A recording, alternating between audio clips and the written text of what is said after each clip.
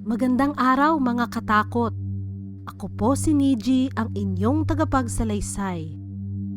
Masaya naming inihahandog sa inyo ang channel na ito kung saan linggo-linggo kaming mag-a-upload ng true horror stories. Sana magustuhan ninyo.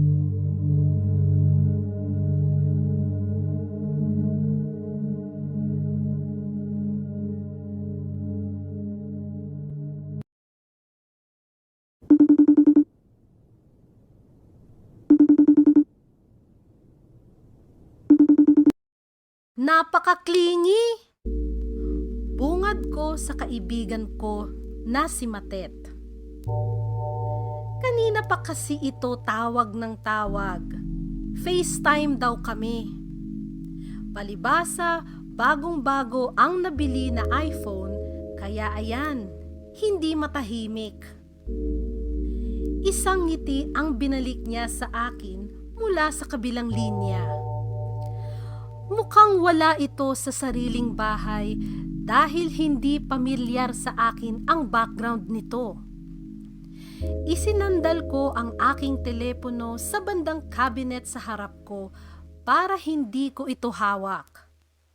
Busy kasi ako sa pagkalkal sa kuko ko sa paa.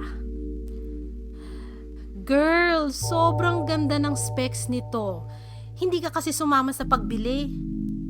Sabi pa ni Matet na nahumaling pa rin sa kanyang telepono. Tiningnan ko siya sa video call. Girl, alam mo naman nakakatapos pa lang ng exams namin. Sobrang pagod ko nga. Ako na lang natira dito sa boarding house. Lahat sila diretso uwi. Sagot ko pa habang kinakalkal ang kuko sa paa.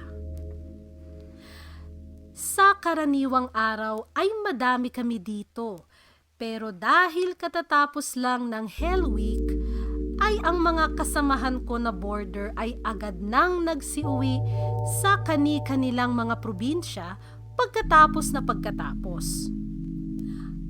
Ako lang ang natira.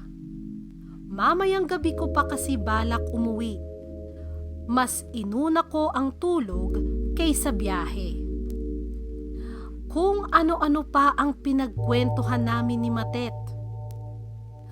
Mga ilang minuto na din ang tawag nang mapansin ko na parang lumalabo na banda yung video niya.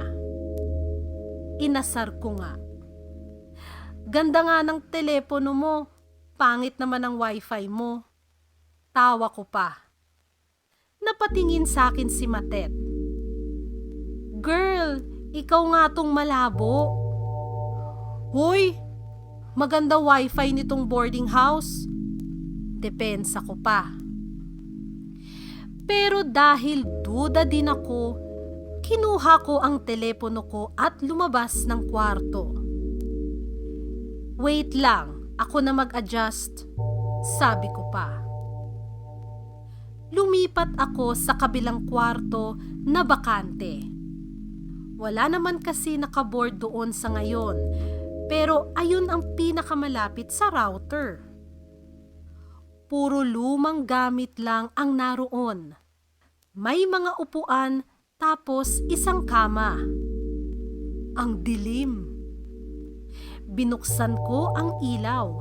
Medyo pundido na din ang bulb kaya hindi gaano kalakas ang liwanag. Luminga-linga pa ako sa paligid. Bakit ganun? Parang... Huy! Ay, si Matet. Tiningnan ko ulit ang aking kaibigan sa video call nang makaramdam ako ng kilabot. Bakas ang takot sa mukha ko nang mapansin na may bata na nakatayo sa likod ni Matet at mahinang nakangiti. Matet! May bata! Lumingon pa si Matet at napasigaw din. Saka nito binalik ang tingin sa akin habang tumatawa naman ang bata sa likod nito.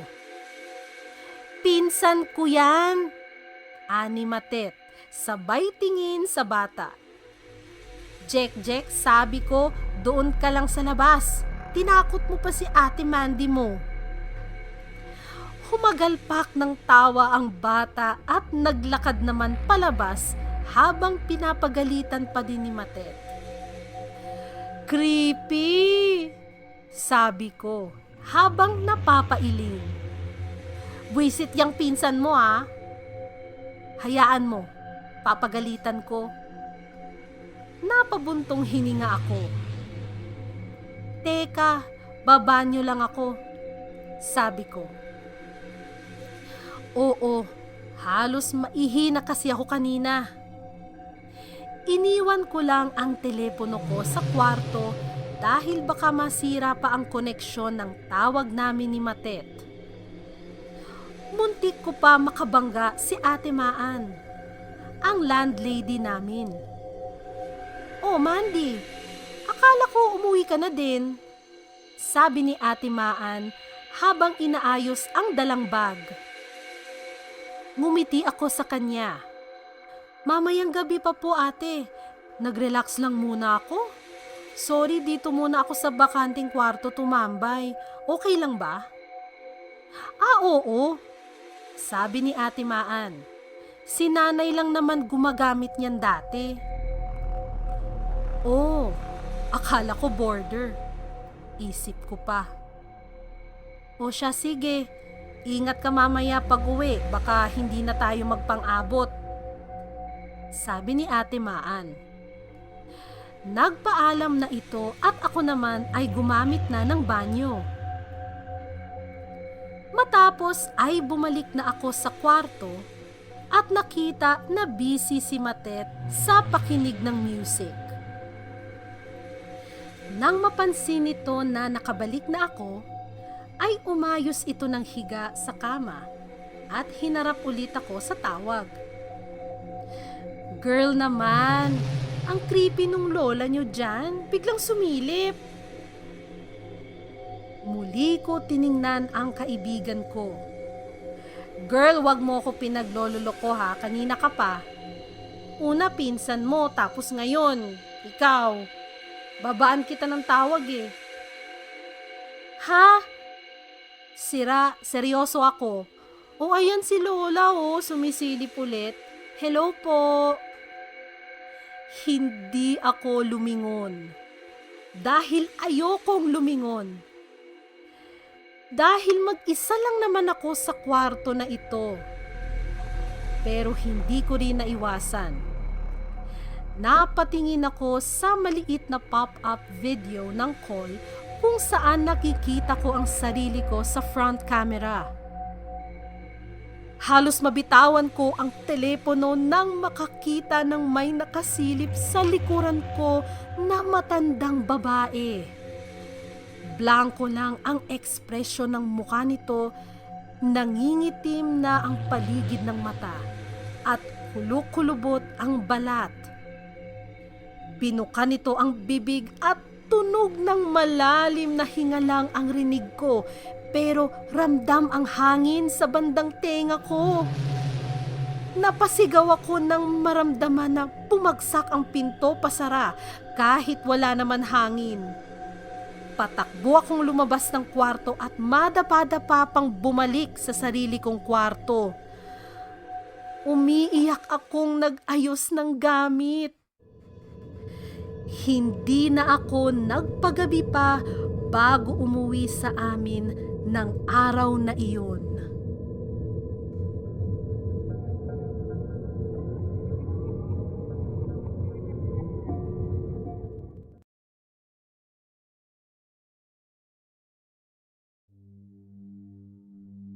Isang napaka-ordinaryong araw noon sa tahanan nila Millie. Marami silang ginawa sa araw na iyon sapagkat iyon ay araw ng linggo. Nagsimba, namili ng groceries at bumisita pa sa mga kamag-anak na malapit lang din naman ang tirahan. Kaya noong hapon na iyon, nakauwi na ang mag-anak sa kanilang tahanan. Lumang panahon nangyari ang kwento na ito. Wala pa ang mga Android phone and iPhones, pero nagsisimula na ang flat screen TV. Balikan natin ang mag-anak. 6:00 na ng gabi at sila ay nasa hapagkainan para kumain na ng hapunan. Makalipas ang 15 minuto ay tumayo na si Millie, ang panganay. "Ma, pa, mag-aaral pa po ako. May quiz kami bukas." Paalam nito sa kanyang mga magulang. Tumango pareho ang mga magulang at umalis na si Millie. Nagtungo na siya sa kanyang kwarto. Naiwan pa ang 4 na miyembro ng pamilya sa hapagkainan. Si Yoli na pangalawang anak at ang bunso na si Fritz ay kumakain pa. Mamaya ay mayroong tumawag sa mga magulang nila mula sa labas. Nakasakay ito sa sasakyan kaya ang aso nilang si Bambi ay malakas na tumatahol. "Ate Sylvia, Kuya Seng, pwede ba kayo maistorbo kahit saglit lang?" Malakas na tanong ng tao sa labas. "Ay, Hener, ikaw pala yan. Ano ba yun?" Tanong ni Sylvia habang palapit sa gate. "Magpapatulong lang sana. May prayer service kami dyan sa chapel. Kailangan lamang ng magigitara, saglit lang. Matagal na ang 30 minutes. Pakiusap ni Hiner sa kaibigan. "Ganun ba? Ay sige, basta may mga kopya kayo ng chords. Wala akong problema." Sagot ni Sylvia. "Ayan, naku salamat ah. Tara, sabay ka na sa akin." Masayang sumagot si Hiner habang binubuksan ang pampasaherong bahagi ng sasakyan. Sumenyas kay Seng si Sylvia na siya ay pupunta muna sa chapel. Ito ay dyan lang sa may kanto ng kalsada. "Ako na lang muna, mag-aayos ka pa ng TV, di ba?" Sabi ni Sylvia sa asawa. Sumagot ito. "Oo kayang-kaya mo naman yan." Pagpuri ni Seng kay Sylvia. Kinuha ni Seng ang nakasabit na gitara sa malapit na pader at inabot ito kay Sylvia. "Ma, sama ako." Pagdeklara ng batang si Fritz na nauna pang lumabas ng pinto. Wala nang nagawa sina Sylvia kundi isama na lang ito. "Basta wag kang makulit doon. Pupunta tayo doon para magdasal at kumanta ah." Pangaral ni Sylvia sa makulit na anak. Tumango lamang ito at sumakay na sa likod ng sasakyan. Pag-alis ni na Sylvia ay kanya-kanya ng gawa ang mga naiwan sa bahay. Si Seng ay naiwan sa sala at nagsimula ng magkumpuni ng TV. Si Yoli naman ay tumungo sa kwarto kung nasaan ang ate na si Millie. "Ate, gagamit ka ba ng computer?" Tanong ni Yoli sa kapatid. "Hindi, may quiz nga kami bukas. Nag-aaral ako." Mataray na sagot ni Millie. Nagkibit balikat na lang si Yoli at tumungo na muli sa sala para gumamit ng computer. Naiwan na muli mag-isa si Millie.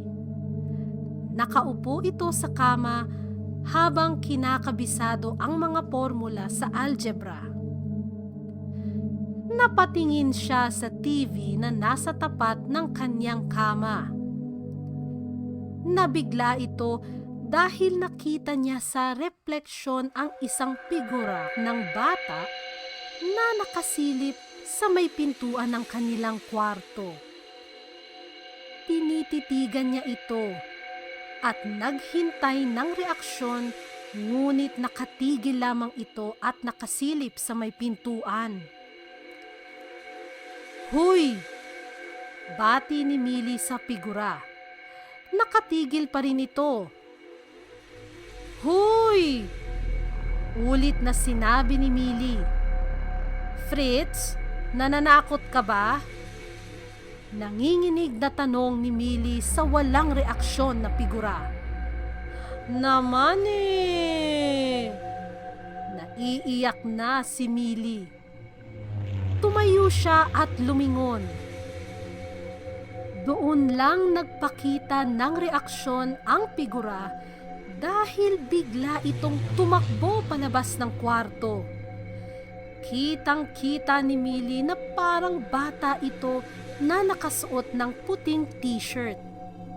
Sa takot ay sumunod si Millie dito palabas ng kwarto. Sa maikling hallway ng tirahan ay tumatakbo ng bahagya si Millie. Hanap-hanap pa rin niya ang nakitang figura hanggang sa makarating na siya sa sala. Dito ay nasalubong niya ang kapatid na si Yoli. "Si Fritz nasaan?" sigaw ni Millie sa kapatid. "Ha?" gulat ni Yoli sa tanong ng kapatid. "Wala dito. Sumama kay mama sa chapel." Sagot ni Yoli na nagtataka sa itsura ng kapatid. Hindi maipinta ang muka ni Millie at masasabi ni Yoli na ngayon lang niya nakita ang ganoong ekspresyon sa muka nito. Sa sinabi ni Yoli ay napaluhod si Millie at tuluyan ng umiyak. Paulit-ulit niyang tinatanong kung si Fritz ay wala sa bahay nung oras na iyon. Sino o ano ang nakita niya sa refleksyon sa TV? Nakialam na din ang kanilang ama na si Seng at pilit pinapatahan ang panganay na anak.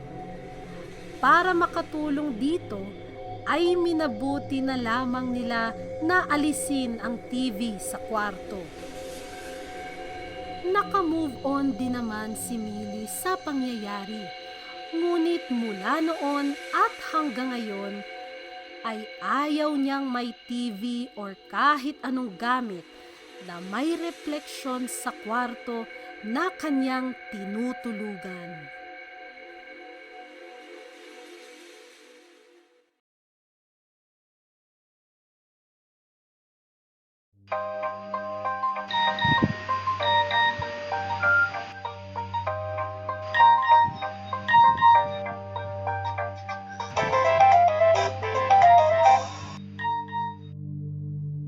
Nostalgic ba? Ngayon ay nakakamiss na ang mga ganitong tunog. Para kang nasa time machine pag nakakarinig ng polyphonic ringtones. Naalala ko noon ay naririndi na ako sa tunog ng mga ringtone. Bidang-bida pa noon ang Nokia. Naglalaro lamang sa 6600 o 6630 ang unit na ginagamit ng mga kapwa kong estudyante. High school ako noon. Tawagin nyo na lang sa pangalang Lena. Third year high school sa isang paaralan sa bandang South. Ang karanasan na ito ay hindi ko akalain dahil matagal na akong nakumpirma na walang third eye or kahit anong kakayahan na katulad nun. Nasabi ko ito dahil napapaligiran ako ng mga taong may kakayahan. Minsan ay nasabi na din ng aking kaibigan noon na si Trish na tumatagos lang ako sa mga multo na nakikita niya. Si Trish kasi mismo ay malakas ang third eye. Sa ibang pagkakataon ko na lamang ikikwento ang mga karanasan ni Trish dahil ngayon ay focus muna sa karanasan ko. Isang araw sa paaralan ay bigla kaming tinawag para pumunta sa oratory. Excused kami sa regular na klase namin. Baka lang hindi ninyo nalalaman, ang oratory ay isang lugar kung saan ang mga panrelihiyong kaganapan ay isinasagawa, ngunit ito ay limitado lamang sa mga 40 to 50 na tao dahil maliit lamang ang espasyo nito. Fanny, Lena! Pagtawag ni Sir Don, ang aming facilitator sa choir habang kumakaway sa amin mula sa oratory. Good morning, sir! Bati naming dalawa.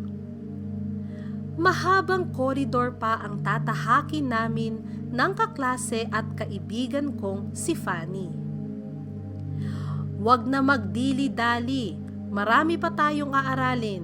Bilis na! Dagdag pa ni Sir Don. Okay po, sir. Sagot naman namin ni Fanny na may konting dismaya. May kasungitan talaga itong si Sir Don sa amin. Nang makarating na sa oratory, ay nandoon na din ang mga gitarista. 4 silang kalalakihan na nakaupo at nakahilera na sa mga upuan sa loob ng oratory at nagtutono na ng mga gitara nila. Pumasok na kami ni Fanny sa loob at sa halos harap na ng altar ay nakapwesto ang aming 2 pang kasama sa singing group na sina Nikki at Rio. Mga graduating students na silang 2.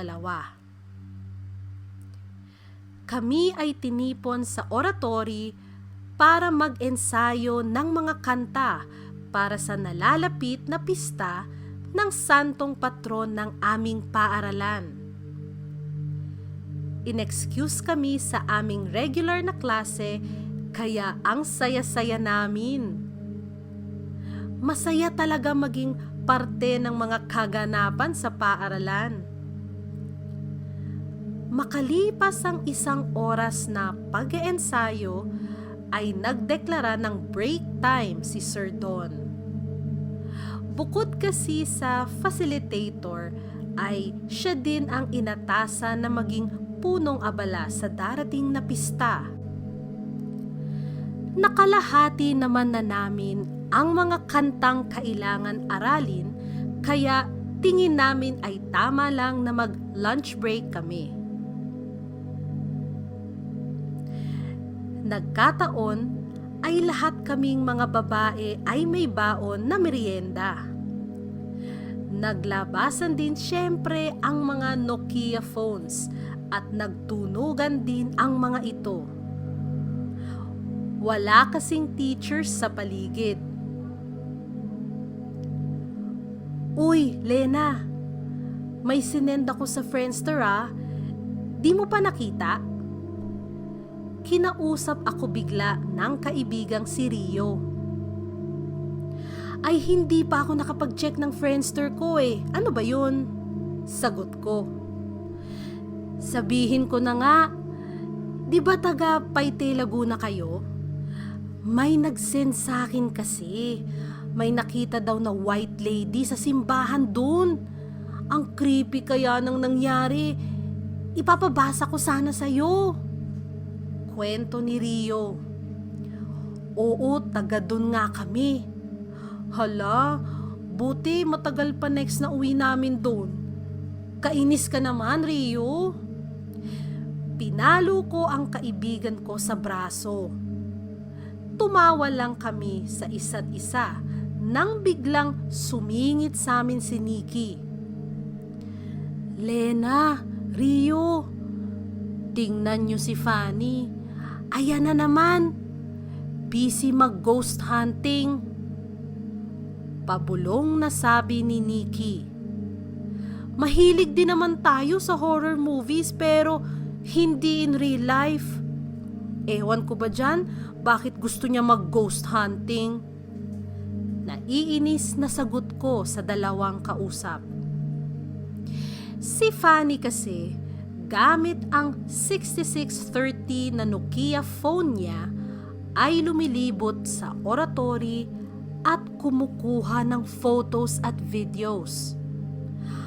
Aminado akong natatakot, kaya ko pinapakita na naaasar ako sa kanyang ginagawa. Sa oras na iyon ay bumaba ang mga gitarista para mag-lunch. Sumunod kami ni Nikki sa mga ito dahil gutom pa kami at bawal naman talaga kasi kumain sa oratory. Sa isip ko, okay yan na maiwan ang dalawang pinaka-fan ng horror. Lumipas ang 20 minutes at naglakad na kami pabalik sa oratory ni Nikki. Nadatnan namin ang dalawang mahilig sa horror na nasa labas ng oratory at seryosong nakatingin sa cellphone. Mukhang cellphone ito ni Fanny. O anong ginagawa niyo dyan? Tanong ko sa dalawa. Guys, tingnan niyo, nakuha na ni Fanny oh. Inabot sa akin ni Rio ang 6630 phone ni Fanny. Ang photo na nakunan niya ay yung bandang gilid ng oratory. Meron ditong pinto papunta sa storage room. Madalas ay nakalock ito.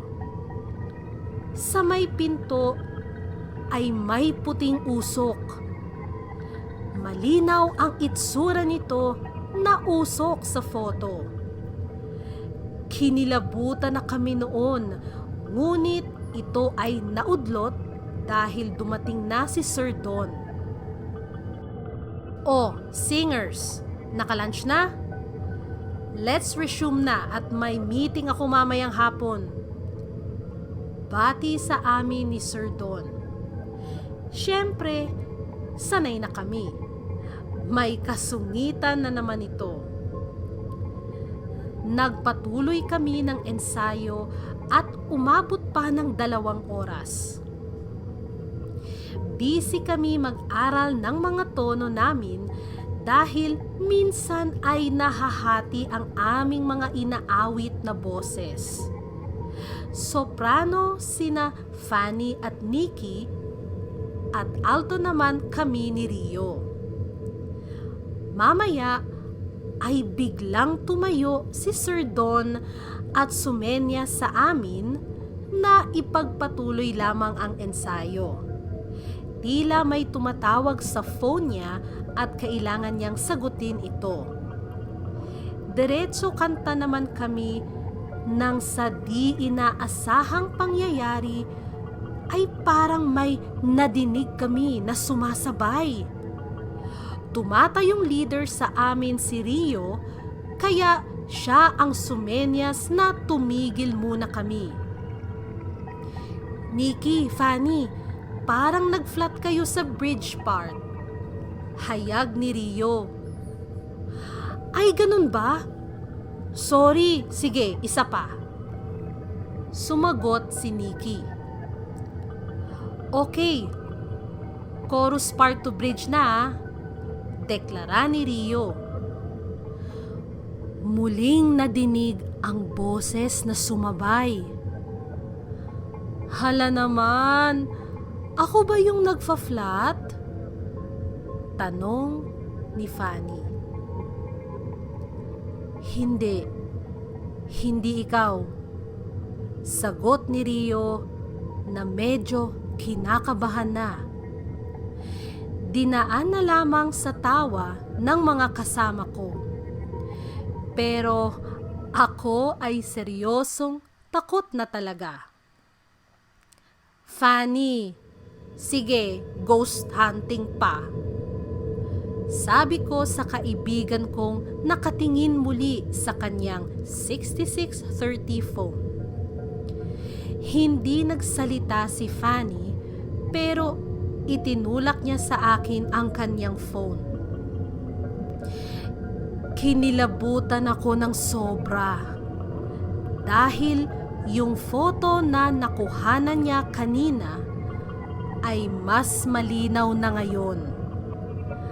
Ang kaninang puting usok ngayon ay figura na ng isang babae na tila papasok sa pintuan ng storage room.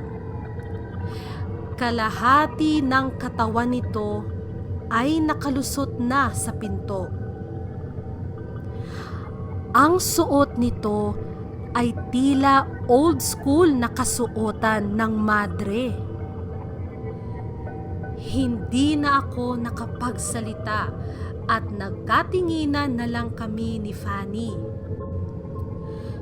Saktong pagbalik ni Sir Don ay sinabi niya sa amin na okay na daw at pwede na kami bumalik sa aming mga klase.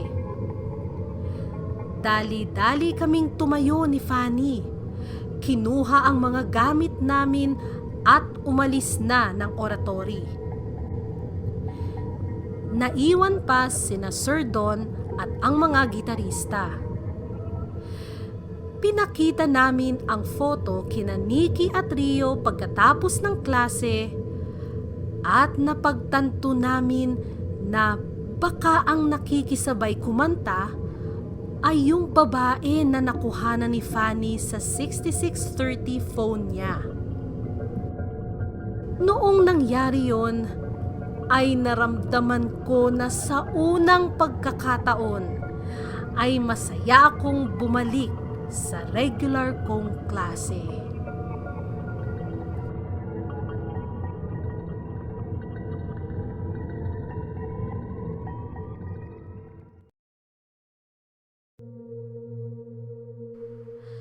Kamusta mga katakot?